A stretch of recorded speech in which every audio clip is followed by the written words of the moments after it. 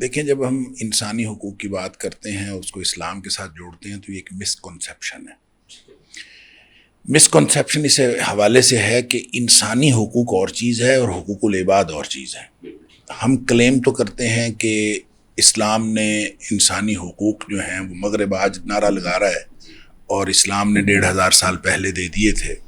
تو اصل میں اسلام نے جو حقوق متعین کیے ہیں وہ حقوق العباد ہیں، وہ انسانی حقوق نہیں ہیں۔ ٹھیک ہے، ان دونوں میں فرق ہے۔ میں یہی عرض کر رہا ہوں، ان دونوں میں فرق یہ ہے کہ ہیومن کا جو تصور ہے یہ ایک جدید تصور ہے، یہ بالکل ایک جدید دنیا کا ایک جدید تصور ہے، اور یہ 18ویں صدی یا زیادہ سے زیادہ 17ویں صدی سے پہلے ہیومن کا تصور اس طرح سے نہیں تھا اور جس طرح سے اب ہے۔ اور انہوں نے تو بائبل میں بھی حتیٰ کہ ہیومن کائنڈ کا بھی استعمال نہیں ہوا، مین کائنڈ استعمال ہوا ہے۔ ٹھیک ہے، ایسے ہی۔ اور مین کائنڈ کا مطلب یہ ہے کہ وہ آدمیت کا تصور جس کا جو ایک ڈیوائن ٹریڈیشن کے ساتھ جڑا ہوا ہے، جو الہامی روایت کے ساتھ جڑا ہوا تصور ہے، وہی بائبل نے دیا، وہی اسلام نے تصور دیا، اور وہ تصور انسان کا نہیں ہے، وہ عبد کا تصور ہے۔ لہٰذا جبکہ انسان کا جو ہیومن کا تصور دیا گیا، حالانکہ انسان اور عبد کے تصور میں بنیادی طور پر فرق ہونا نہیں چاہیے، انہوں نے فرق کر دیا، اور فرق اس لیے کیا تاکہ انسانیت کو اس ڈیوائن ٹریڈیشن سے توڑ دیا جائے، اس الہامی روایت سے توڑ دیا جائے۔ لہٰذا ان کا جی انسان وہ ہے جو سوچ سکتا ہے، ٹھیک ہے، اور جو سوچ سکتا ہے وہ اپنی مرضی کر سکتا ہے، جو چاہتا ہے وہ کر سکتا ہے، وہ ہیومن ہے، اس کے اوپر کسی قسم کا کوئی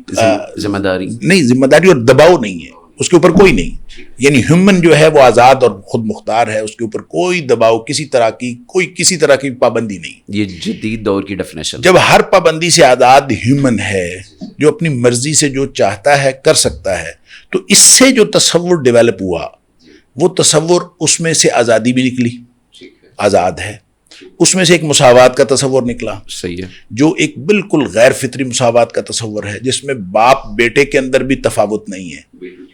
بیسک ہیومن رائٹس جو ہیں وہ بیٹے کا بھی حق ہے، باپ کا بھی حق ہے، اس میں بڑے چھوٹے کوئی تمیز نہیں ہے۔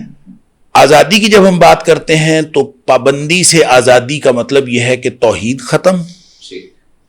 اور جب آپ مساوات کی بات کرتے ہیں، غیر فطری مساوات، تو اس میں بڑے چھوٹے کی تمیز ختم، اور حتیٰ کہ رسول اللہ صلی اللہ علیہ وسلم کی رسالت کا تصور بھی ختم۔ آپ نے سب برابر ہیں، بیسک ہیومن رائٹس، کوئی صحابہ، کوئی تابعین، کوئی بڑا، کوئی چھوٹا، کوئی بھی لیڈر نہیں، کوئی بھی قائد نہیں، کوئی بیسک ہیومن رائٹس، ٹھیک ہے، بنیادی انسانی حقوق۔ لہٰذا آپ انسان ہیں تو بنیادی انسانی حقوق کا فلسفہ سب پہ اپلائی ہوتا ہے۔ اسی طرح سے ایک رواداری کا تصور ہے۔ رواداری کا تصور یہ ہے کہ آپ جو مرضی کریں، آپ کو کوئی روکنے والا نہ ہو۔ رواداری کا مطلب یہ ہے آپ جو مرضی کریں۔ اور چوتھا اصول اس میں سے نکلا ترقی۔ ترقی سے مراد مادی ترقی۔ لہذا یہ چاروں اصول ہیومن کے ساتھ جڑے ہوئے ہیں۔ یہ ہے ماڈرن تصور، جو آزادی کا تصور ہے، جو ہیومن کا تصور ہے، اور یہ بیسک ہیومن رائٹس کا تصور ہے۔ جبکہ ہم اسلام میں جب دیکھتے ہیں تو اسلام نے ہمیں حقوق العباد کا تصور دیا۔ حقوق العباد کا وہ تصور ہے جو الہامی روایت کے ذریعے سے اللہ کریم نے، دیکھیں عبد ہے معبود کا،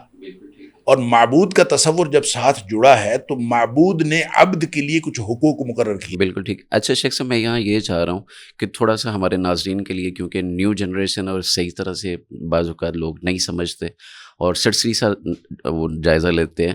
عبد، اس کو تھوڑا سا اگر کھول دیں آپ، یہ دیکھیں بنیادی طور پہ کیا ہے؟ عبد کا مطلب ہے بندہ، ٹھیک ہے، اور عبد کا لفظی معنی ہوتا ہے غلام، ٹھیک ہے،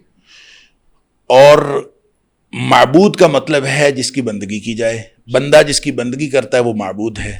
اور عبد جو ہے وہ غلام ہے، اور غلام وہ ہوتا ہے جس کا اپنا کچھ نہیں ہوتا، سب کچھ مالک کی مرضی سے ہوتا ہے۔ بالکل ٹھیک، اپنی کوئی اس کی خواہش نہیں، کوئی مرضی نہیں، کوئی کچھ نہیں، اپنا اس کا ٹائم ٹیبل بھی نہیں ہوتا، بالکل ٹھیک ہے، ٹائم ٹیبل بھی اس کے مالک کی مرضی کا ہوتا ہے۔ لہٰذا انسان کو جو اللہ تعالیٰ نے دنیا میں بھیجا ہے تو عبد بنا کے بھیجا ہے، اور پھر اس کے حقوق متعین اللہ نے کیے ہیں۔ نبی کریم صلی اللہ علیہ وسلم نے خطبہ حجۃ الوداع کو حقوق انسانی کا چارٹر کہتے ہیں، تو یہ انسانی حقوق وہ ہیں جو نبی کریم صلی اللہ علیہ وسلم بتا رہے ہیں اللہ تعالیٰ کی طرف سے رہنمائی کی روشنی میں۔ اور جب ہم اس کو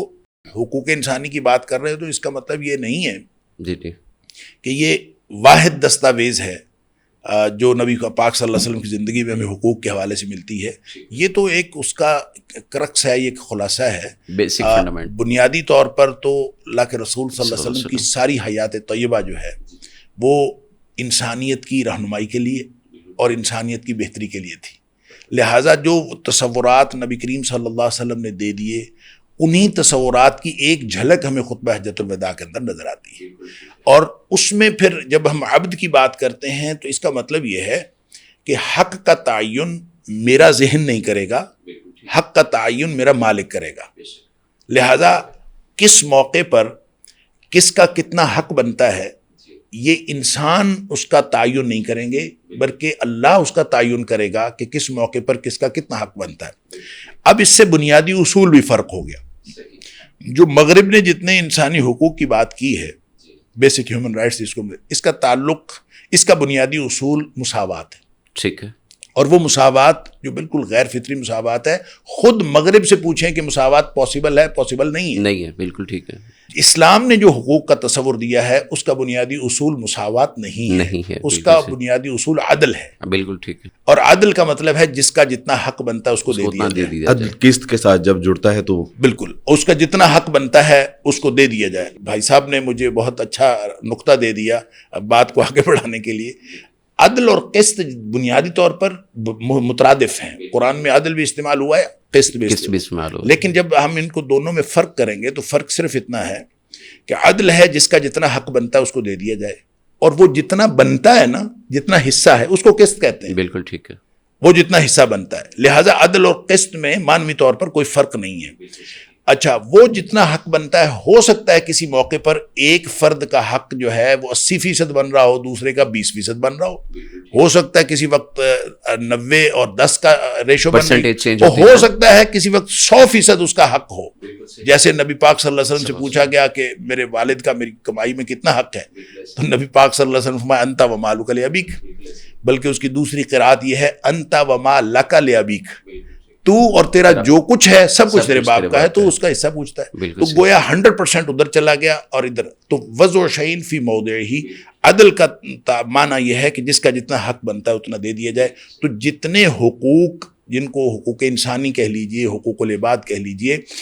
جن کا آپ خطبہ حجۃ الوداع کے اندر جھلک دیکھ لیں یا نبی پاک صلی اللہ علیہ وسلم کی پوری حیات طیبہ میں دیکھ لیں، یہ عدل کے اصول پر بنے ہیں، اور یہ الہامی روایت کے ساتھ جڑے ہیں،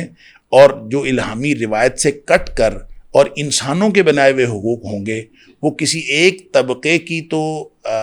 مفاد کے میں ہو سکتے ہیں، لیکن وہ تمام انسانوں کے لیے نہیں ہو سکتے۔